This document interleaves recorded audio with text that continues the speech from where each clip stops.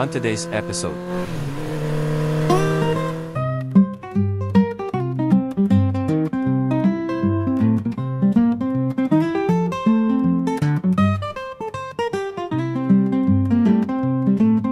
grabe, ang linaw ng tubig oh. Kung meron lang akong underwater na case, lulublob ko tong camera para makita natin kung gaano kalinaw yung ilalim ng tubig. Careful! Doon kami ng galing, layo na. Malayo? Wala ka salon doon? Kumama eh no?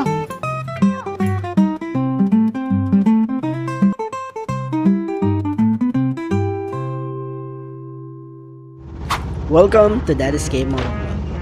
Recently, nag-uulan kaya di ako makatakas sa ride. Medyo unusual dahil kasagsagan pa ng summer at hindi normal ang biglang pagbuhos ng malakas na ulan.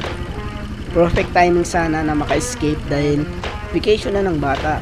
Meron pa akong window to ride bago punuin ng wife ko na activities ang buong summer. But unfortunately, biglang umulan as I'm about to leave. Kaya I have to stay home na lang and watch videos of people cooling down sa river. To keep this channel going, I'll edit a video from my old channel and post it here. Yung time na nag-ride ako sa Bulacan and relax in the river. Initially, ang plano ay mag-ride sa malapit na clean river para magpalamig dahil masyadong mainit na ang panahon. At hinahanap din ng katawan ko ang ride. So this is a video I made going to Canyacan River in Bulacan to beat the summer heat. Pero bago ko marating yon, ikutan ko muna ang Malolos to visit the Baraswain Church, an old church that has history at synonymous sa Bulacan.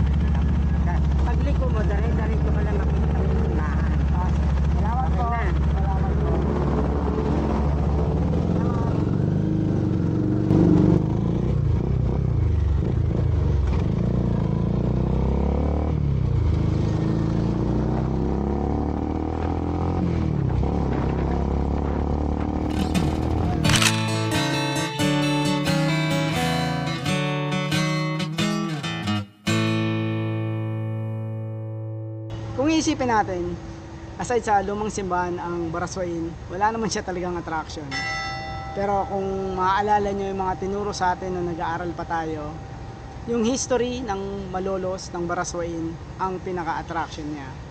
Dito itinatag ang unang constitution sa Asia at ang Republika ng Pilipinas. Inilipat ni Emilio Aguinaldo ang sentro dito sa Malolos at naging sentro to ng politika sa Pilipinas. Marami pang mga kasaysayan na nangyari dito, pero yun lang yung naaalala ko sa ngayon. At syempre yung pusa sa likod ng 10 piso.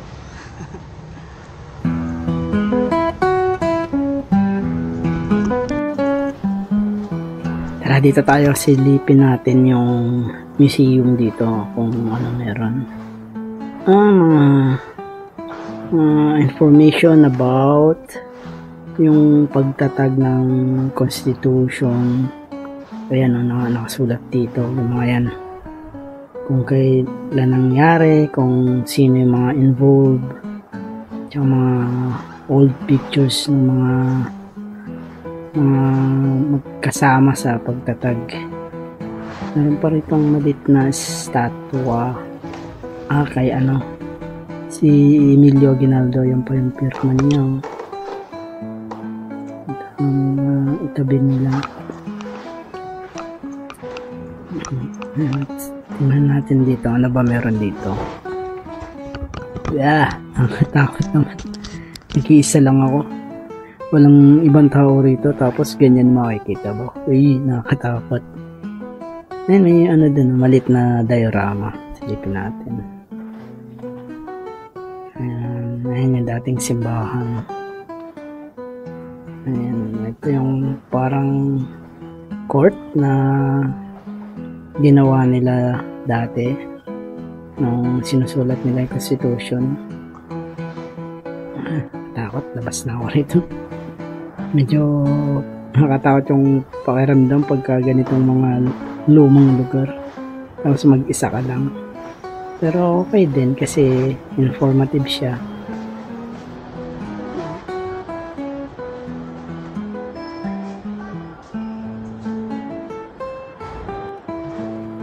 pa si Jose Rizal, oh. Doc!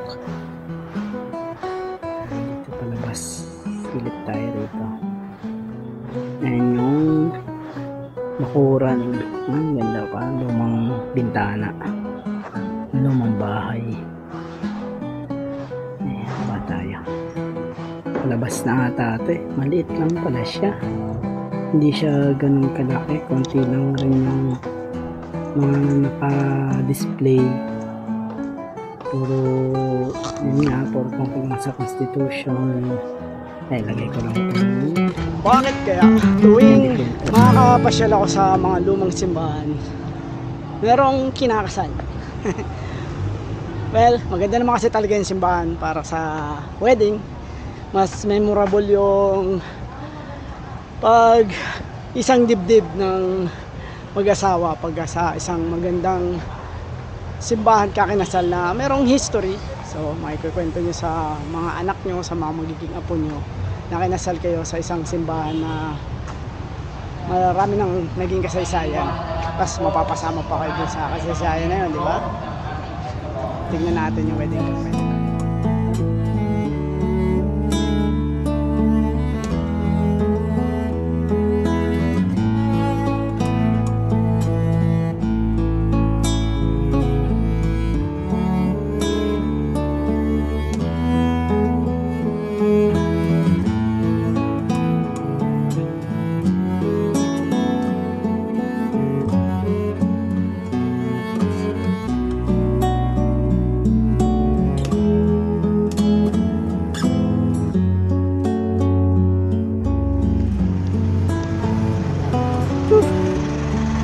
Nakakatawa naman yung mga bagong kasal. Ang sesaya. Akilig. Ang ganda ng wedding nila.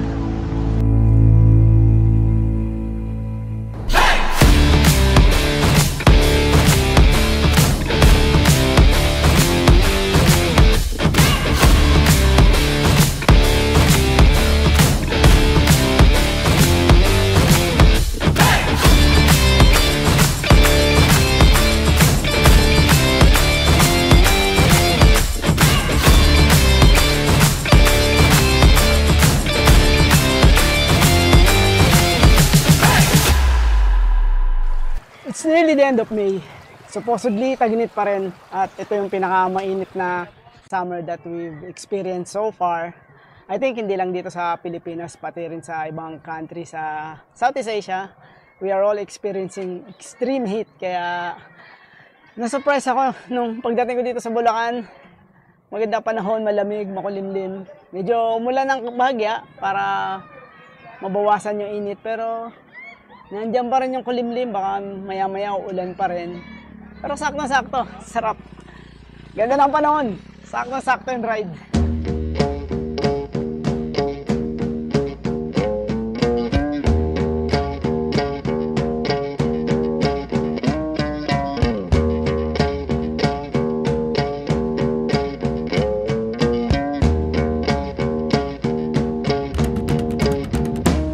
Kapon galing ako ng Divisoria at nabili ko tong card holder na to. Ayan o, ganda o. 70 pesos lang siya. Dami mo talaga mabibili sa Divisoria na mga hindi mo naman kailangan. Tulad nitong knife na to. Ayan, pakita ko sa inyo yung EDC ko for 2024. Siyempre, itong card holder na double as my wallet na rin. Ayan, nandyan yung pera ko. So, yan lang ang dala ko. Ayoko nang masyadong malaking wallet at makakapal sa bulsa.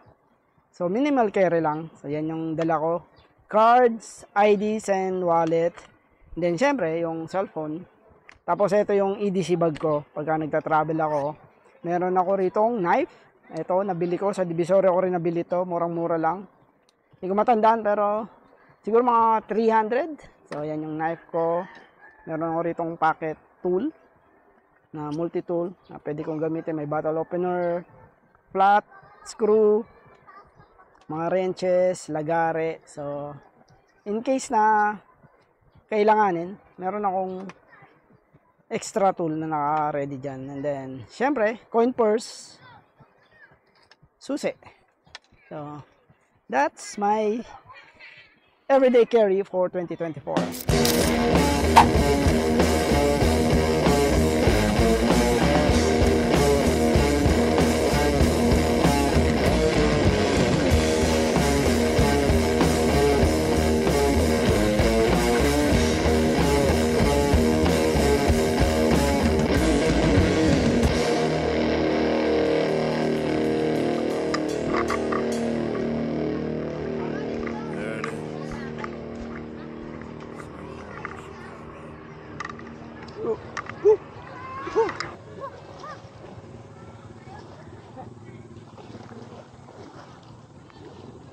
Sakit sa paa.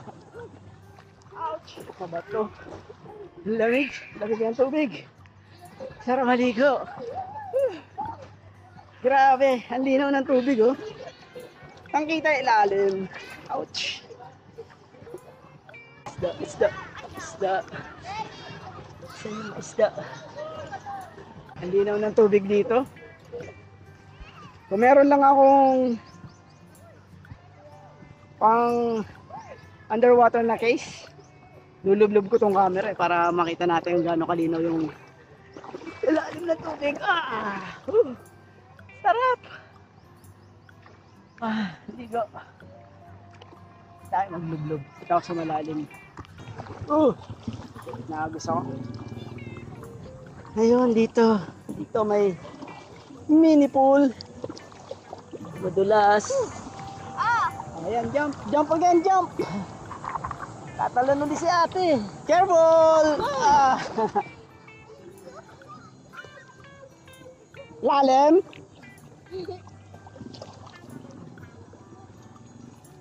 Yan! Malalim! Ako yan nire-rent yan? Pang-rescue, ganun? Personal niya? Akala ko may nagre-rent dito. Sarap. Doon kami ng kanin, layo na. Malayo? Wala ka salon doon? Hindi, puro batis po dito kami. Hindi kami makapagsagwan ng tuloy. Mababaw no? Sarap siguro niya, no? Kaso hirap din sila kasi mababaw yung tubig ngayon. Hindi sila makasagwan. So, ang layo daw ng pinanggalingan nila. Puro lakad. Pero siguro pagka maganda pa naman pagka tag-ulan, malakas yung agos dito. And medyo malalim yung tubig. Sarap siguro niyan. Tired of taking, I can't get enough of this old world. Another auctioneer, a fist inside of his mouth, watching it happen. Tide rolled in and washed us out. What was enough back then is more than enough right now.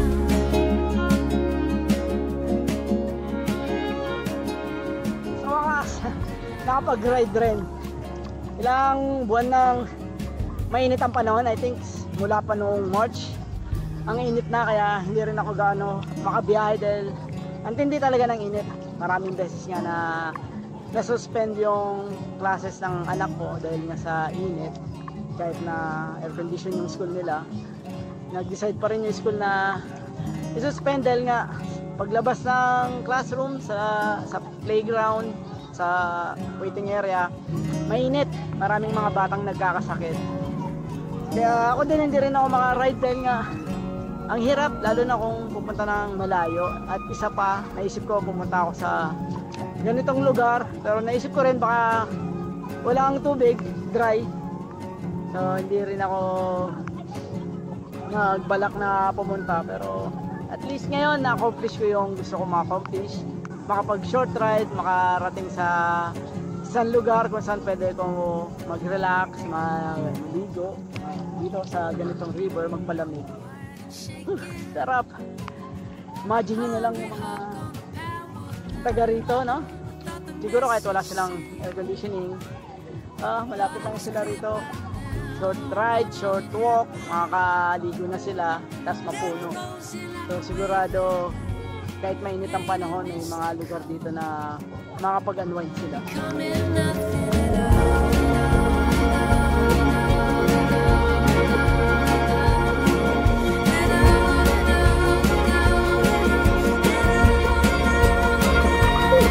I think this is the perfect way to end this video.